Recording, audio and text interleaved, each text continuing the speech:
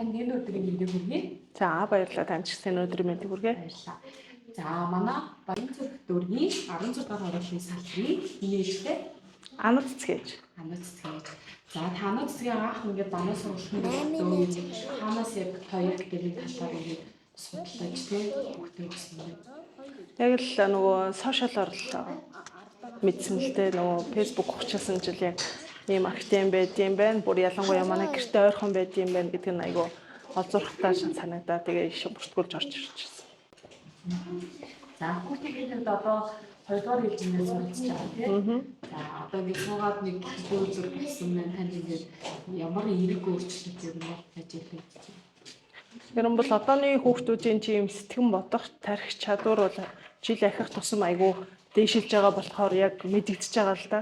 Нэг юм ингээд төвлөрөх нь яг ингээд тууштай болоод юм үзэж байгаач тэр хүнтэй харьцтаач тэр анхаарлын яг зөв татаад яг өөртөө нэг харьцуул яг тэрийг өөртөө аваад айгүй гоё тарихаараа нэг гоё хариулж чаддаг болсон нь бол ажиглагдаад байгаа. Тэгэхээр айгүй тийм нэг юмд жанжин шугамтай гэдэг шиг айгүй гоё тийм төвлөрч чаддаг ажиглагдсан шүү. Тэгээд энэ боломжийг ашиглаад гэдэг шиг одоо 16 дугаар яг хорооллынхаа салбарын хоёр багштай юунын төрөнд энэ боломж ашиглаа баярлаа гэж хэлье.